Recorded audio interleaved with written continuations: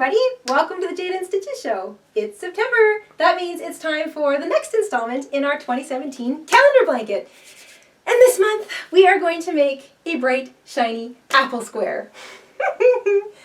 I love apples. To me they say fall, they say harvest, they say back to school, they even say health. So I thought it would be a lot of fun to make a simple apple shape. And this month I tried it against a few different backgrounds because I thought I would give you guys a few different ideas for colors. So I love variegated yarns. I know a lot of you do too. I buy them all the time and sometimes I'm not really sure what to do with them. So I thought I would try this month to put the big bright red apple against a busy background and see what it looks like. This is a TLC yarn, which is by Red Heart. It's called Falling Leaves. So if you guys wanted to hunt that one down in particular, that's what I used in the background of this square.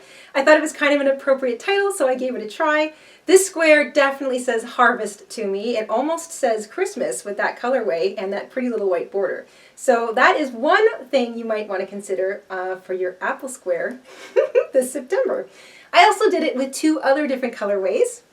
I did my pretty typical bright sky blue background. This makes me think of an orchard. I live around orchards, and I always have, come to think of it. And so the fall to me is definitely signified by all the bright red apples getting ready to fall off their branches and be consumed.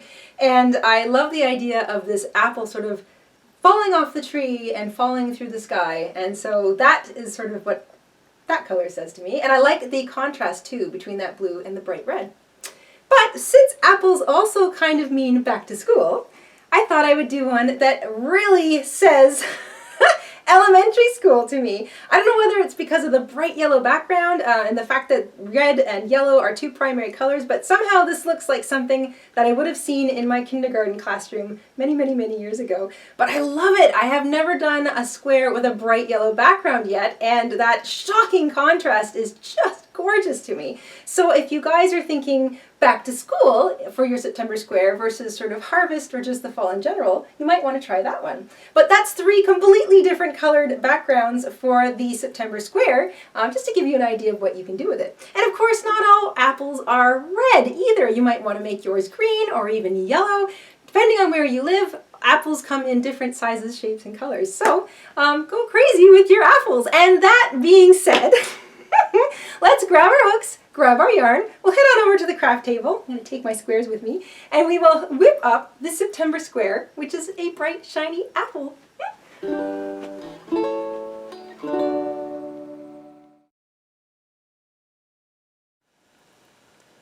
For the September apple square, I'm using worsted weight size 4 acrylic yarn. It's the same yarn I've used for all the other squares in the 2017 calendar blanket.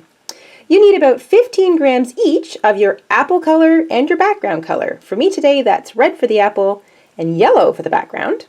You also need around 10 grams of the same color you've been using all along for your border. For me, that's white. And you need a small amount of green and brown for the leaf and the stem on your apple. You also need a yarn needle, a pair of scissors, and the same hook that we've used for all the other squares, 5.5 millimeter or an I9. And once you've got all that together, we can get started. We're going to begin with our apple color, and we're going to make a cinch circle. Once you've chained one to secure your cinch circle, chain 2 more. That's a total of 3 chains, and that counts as a double crochet. And then into your cinch circle, and remember to work over top of your short tail, you want to work 11 double crochets.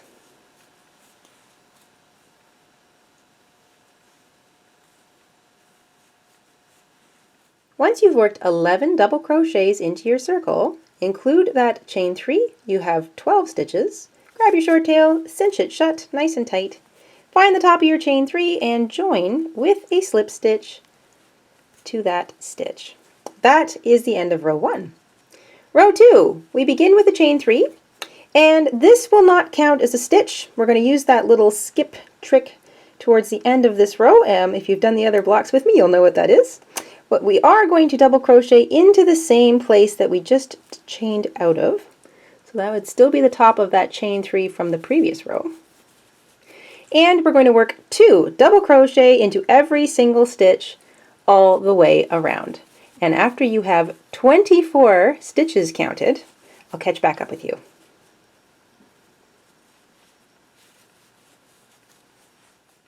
When you're nearing the end of row 2 and you've worked 2 double crochet into every single stitch, if you counted your chain 3, you would have 24 stitches at this point and a nice big gap between your beginning and your end.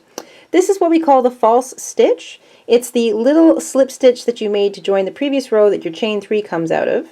And typically we would skip over that, but it leaves you with a bit of a gap. So this is the trick. Double crochet once into that little stitch at the foot of the chain 3. Skip over top of the chain 3, find the first real double crochet you made, and slip stitch to join that. That doesn't change your stitch count. If you count, you should still have 24 stitches all the way around. It pushes the chain 3 to the back so it's not really seen, and it closes up that little gap. And we're going to use that little trick for the next few rows. So that's row 2 finished. Let's start row 3. Chain 3 to begin. Same thing. You're not going to include this. You're going to skip over it at the end. But you are going to double crochet into the same stitch that you chained 3 out of. Double crochet once into the next stitch. And the little repeater pattern is 2 double crochet into the next stitch. Double crochet once into the next stitch. And repeat that all the way around. 2, 1, 2, 1. We'll have 36 stitches when we're finished. Don't forget to do the little skip trick. Here we are around at the end of row 3. We've worked 2, 1, 2, 1 all the way around. There's your little false stitch. So double crochet once into the bottom of that. Skip over top of the chain 3, join to the top of the double crochet, and that's 36 stitches in total at the end of row 3. Row 4, another plain old increasing row. We're going to chain 3 to begin, double crochet in the same stitch that we chained 3 out of. We're going to double crochet once into each of the next 2 stitches.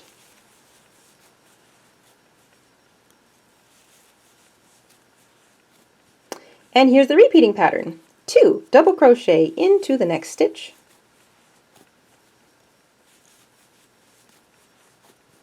Double crochet once into each of the next 2 stitches. Repeat that all the way around, and we'll have 48 stitches at the end of row 4.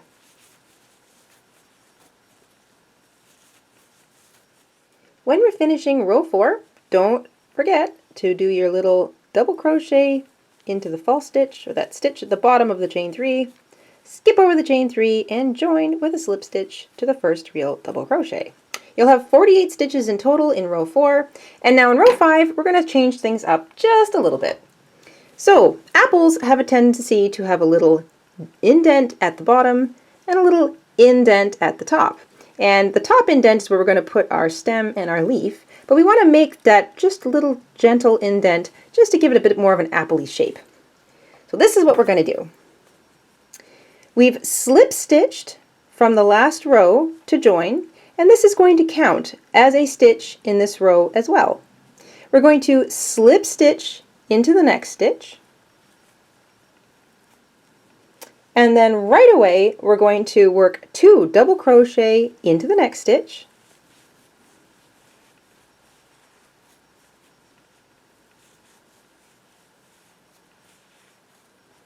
and double crochet into the next stitch. So that is how we take care of the little dent at the top, or at least the first bit of it. Now we're going to work a little repeater pattern 4 times. We're going to work 2 double crochet into the next stitch,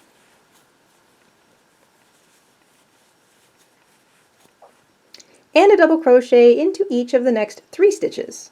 You're going to repeat that little pattern 4 times in total, and that'll bring us down to the bottom of our apple, and I'll catch up with you there.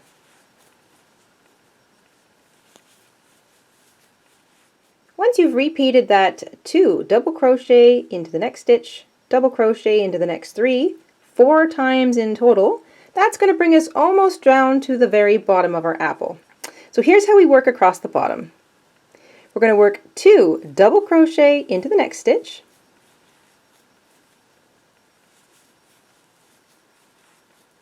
double crochet into each of the next 2 stitches,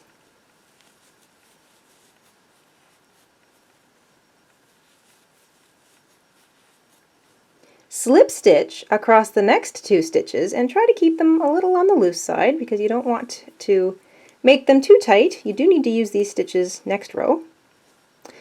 2 double crochet into the next stitch.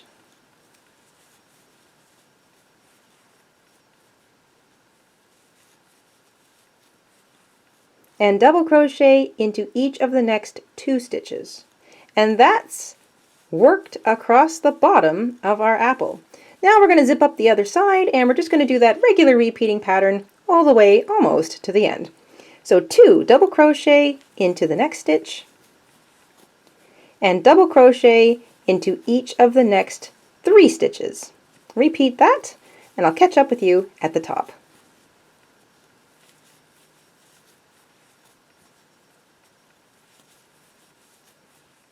Alright, we've worked 2 double crochet into the next stitch, double crochet into each of the next 3, another 4 times in total since we left the bottom. That should leave you with 1, 2, 3 real stitches, and this one here is actually what would be considered the false stitch. So there's where we joined our row from the previous row. There was the slip stitch that we made right next to it, and then we started into our double crochets. So this is what we're going to do to finish row 5. 2 double crochets into the next stitch,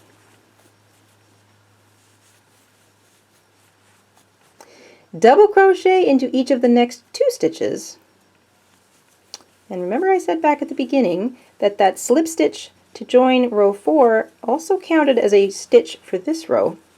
We're going to slip stitch into what would normally be the false stitch right next to the slip stitch from the previous row. So you will have 3 slip stitches across the top and 2 slip stitches across the bottom. So 3 across the top, 2 across the bottom. You want to keep that in mind and don't be confused by your little knot off because now we're done with our apple color. So you can snip your yarn, fasten off, weave in your end, and this is the knot. So there's a little knot from weaving or from fastening off. This is our slip stitch and these are our slip stitches. So here's 1, here's 2, there's where we knot off, and here's number 3. So just so you know what to look for as we move into row 6. Take a minute, weave in that tail across the back of your apple, and we will get on with the border color. I'm sorry, the background color. Jumping ahead of myself. We're going to put on row 6 now, which is our background color. So grab your background color, make a slip knot, and place it on your hook. Grab your apple, and we're going to identify the 3 slip stitches across the top of our apple. Remember that there's going to be a knot here. We sort of slip stitched and knotted off. So if that slip stitch is easier for you to use than, say, the stitch you knotted into, use that one instead and skip this one. And I say that because this can be a little bit of a confusing area. It looks like 2 stitches. It's technically only 1. This is our slip stitch. But for me, and it might not be the same for you, this one's a bit tight because I had to knot off. So I'm actually going to use this one, and I'm going to ignore this piece of my apple. This will be the last stitch of my row. So you only want to work 3 slip stitches across the top of your apple. But we're not working the whole stitch. We're going to use the back loop only. So find the first of those 3 slip stitches and join your yarn with a slip stitch to the back loop only of that first slip stitch. So you see I've got the back loop, there's the front loop, I'm just using the back loop. Chain 4. This chain 4 counts as a treble crochet. We're going to treble crochet into the same loop that we just chained 4 out of.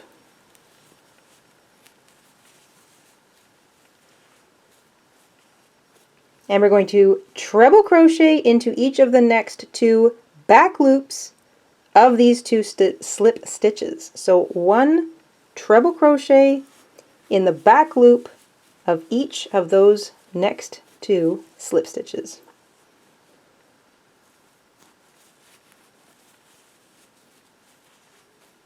And that creates a nice little indent, and the ridges help make it stand out. And that's what we're going to do at the top and the bottom of our apple.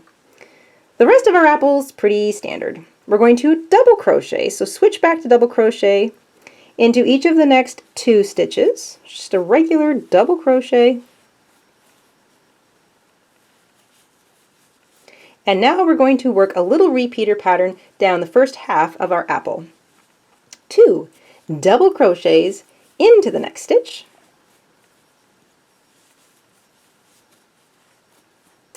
double crochet into each of the next 4 stitches, so 2, 1, 1, 1, 1, and you're going to repeat that 5 times in total down the first side of our apple. And I'll see you at the bottom. Once we've repeated 2 double crochet into the next stitch, double crochet into each of the next 4, 5 times in total, that should bring us all the way down to those 2 slip stitches at the bottom.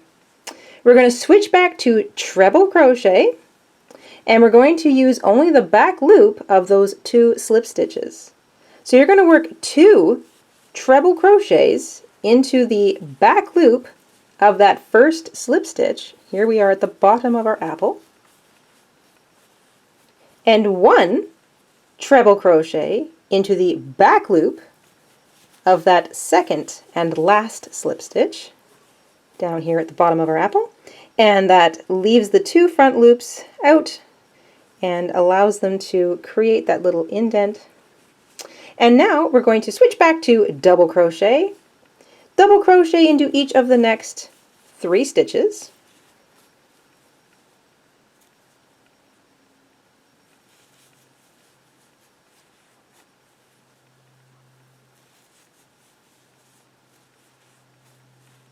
and now we're going to work that repeater again. 2 double crochet into the next stitch, and double crochet into each of the next 4 stitches,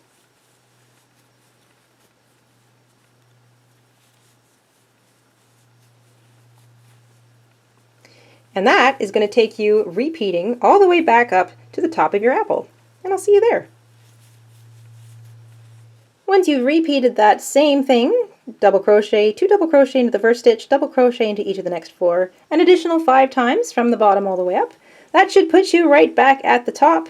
There will be a little space there, that's where we knotted off and possibly is your slip stitch from the previous row. Ignore it, we're not doing anything tricky here. We're just going to find the top of our chain 4 and join with a slip stitch to the top of that stitch. And if there's a little bit of a gap there, don't worry because our leaf is going to cover it. That's it for the circular part of our square. We are now going to square it up. So for those of you who are familiar with these calendar square blocks, you're going to understand row 7 like the back of your own hand. We are going to consider this slip stitch that we joined the previous row, row 6 with, as a slip stitch that counts for row 7. And we are going to work directly into the next stitch with a single crochet into the next stitch, and here we go. Half double crochet into each of the next 2 stitches, double crochet into each of the next 2 stitches, treble crochet into each of the next 2 stitches,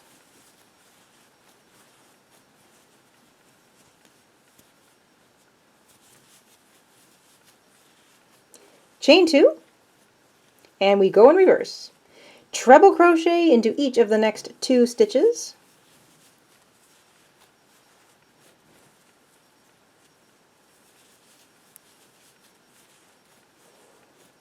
double crochet into each of the next 2 stitches,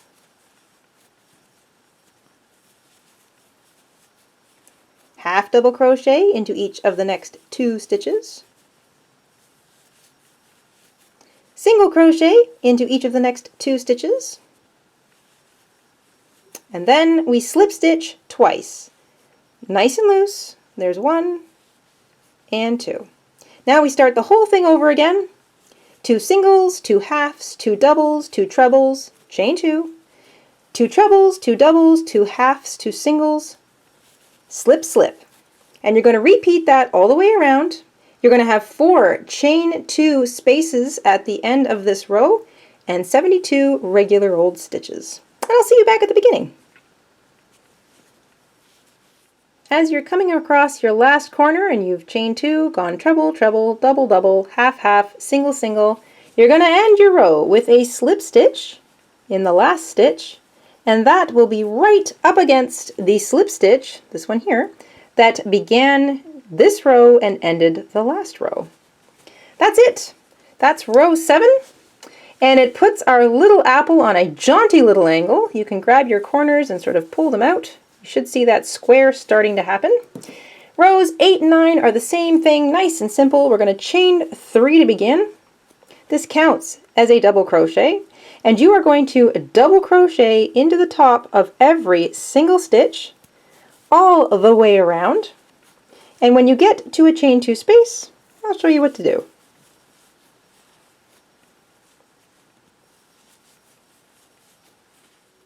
Double crochet into every single stitch. When you get up to a chain 2 space, you're going to work 2 double crochets right into that space, chain 2, and 2 more double crochets into the same space. So every chain 2 space or corner gets 2 double crochet, chain 2, 2 double crochet in it. Then make sure that you have exposed the top of that stitch coming out of your corner. You don't want to miss it. You're going to just double crochet in the top of every single stitch all the way across to your next chain 2 corner. Treat that corner the same way.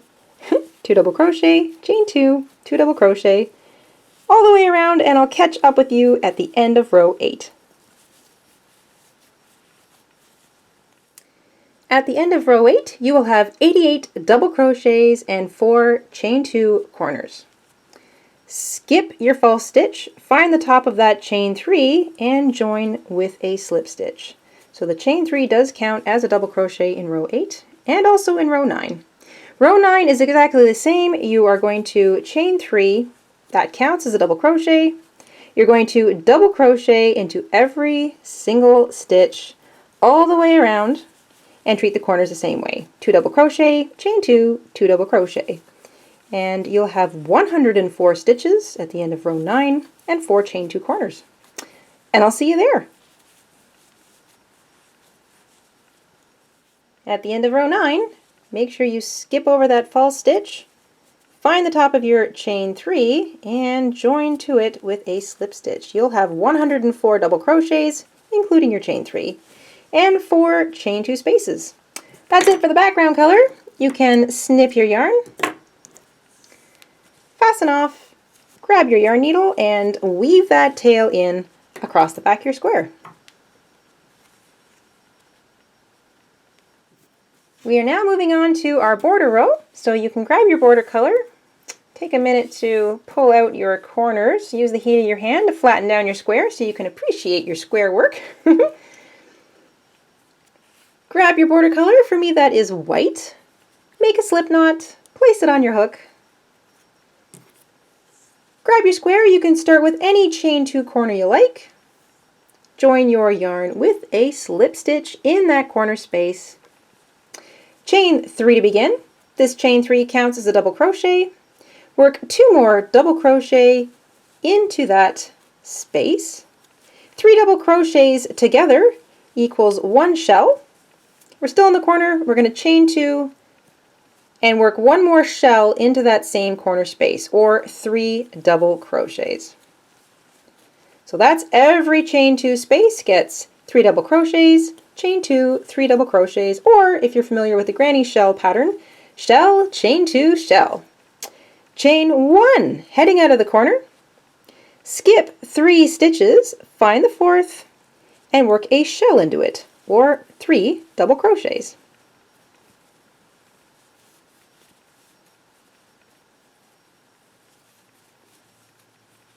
Chain 1, that's our spacer, skip 3 more stitches, find the 4th, and shell into it. You're going to repeat that shell, chain 1, skip 3 stitches, shell, chain 1, skip 3 stitches, 6 times in total across each side.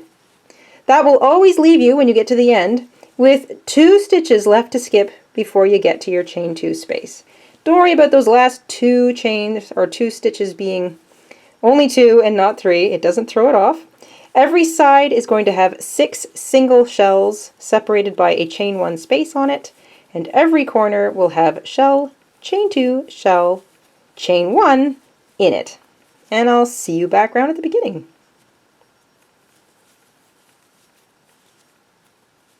Once you've worked that granny shell border all the way across, don't forget to chain your last spacer before you join to the top of your chain 3 of that first shell you made with a slip stitch, and you can fasten off.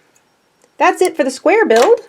You can grab your yarn needle and you can flip your square over and weave in any of your little short tails that might still be showing. Then we're going to get on to the little details.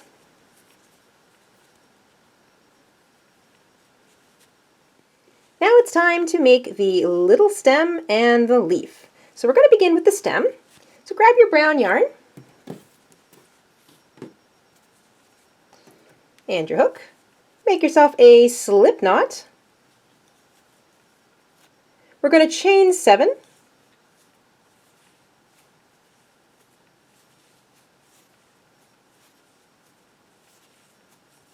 That's 7 chains. And now we're going to slip stitch into the second chain from the hook. So skip over the first, slip stitch into the second, and you're going to slip stitch into each stitch all the way back to the beginning. Try to keep them loose. You don't want to make them too tight. You want to be able to sew through those side loops when you go to put your little applique on.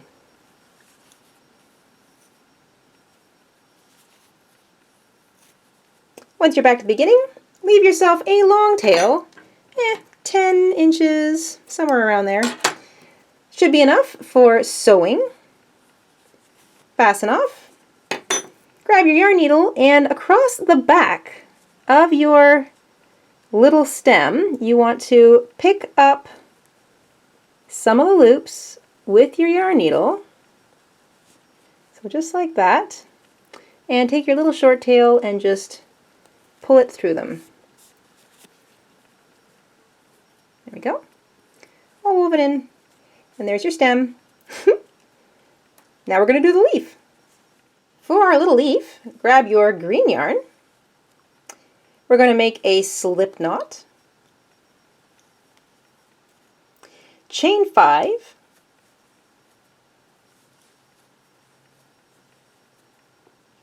Skip over that first chain from the hook. Slip stitch into the second chain. Single crochet into the next chain. Half double crochet into the next chain, and into the last chain we're going to work 5 double crochets. Those 5 double crochets are going to spin you around so that you're looking at the underside of your foundation row, and we're going to work the opposite going back up. So there's the space that our 5 double crochets are worked into. Find the next one, half double crochet into it, single crochet into the next one, and slip stitch into the last one, and that is the base of the leaf. Now we're going to chain 1, and into all of those spaces, you see them there in between your stitches, you should have 4. 1, 2, 3, 4. We're going to slip stitch all the way through them. There's 1. Try to keep them loose. Hook goes through the middle of the stitch all the way to the back. You grab your yarn at the back, pull it back up. Nice loose slip stitches. Should be 4 of them there. And pull up on that little point. Then we're going to find the middle double crochet and slip stitch right into the top of that stitch. Try to keep your slip stitches nice and loose. That gives you like a little bit of a vine look all the way through your leaf. That's it. Fasten off maybe about a 12 inches, 30 centimeters of yarn. And fasten off. You can take that little tail if you didn't work over it like I did and weave it in across the back. If you did work over it and you have just a little tiny wee bit left, you can trim that off. And now we can sew on our little appliques. Our stem and leaf are both sewn to the top of our apple on the right side. So if you're staring at it, this is sort of the far right side. So you see a bit of that indent happening. So that's what I want to do with this one. I'm going to work on the stem first. I'm going to place the stem, here's my little indent. I want to place it on the right side, just so you can see a bit of that dent happening on the top of the apple. And I'm going to lean it to the left. So I want the stem to lean up a little bit on the left. You can pin this into place if you feel you need to, or you can hold it down with your thumb like I'm going to, but only if you feel you can keep it in one place. And we're going to use that little trick where we pick up a top facing loop of a stitch on your square, pick up the corresponding loop on your applique, and then the next one. Top facing loop somewhere near the very next sort of edge stitch of your applique. And you're going to do that, top facing loop, edge stitch of your applique, all the way around your entire applique. That keeps your stitches from showing through to the back, nice and neat and tidy. Stop every once in a while, make sure that your little detail is still in the right place. Maybe you want to give it a little bit of a quirky little bend at the top, whatever you like. Keep working on that, and I'll see you back around when you've finished sewing on your little stem.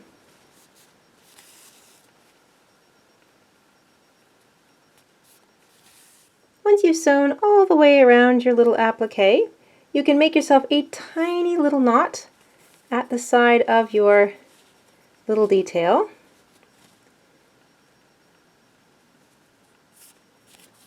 There we go, nice and tiny. You can pull it back against it, it won't show. And then you want to just weave that tail in across the tops of some of those stitches. And I know there's not a lot there because it's a slip stitch little piece, but you can find some. Just enough to kind of get that tail up and into your stem. And I'm going to just continue that right out the top. And because I'm using a somewhat grabby acrylic yarn, I'm not worried about this unraveling, so I'm not going to bother weaving it back down through the middle. I'm going to trim any excess.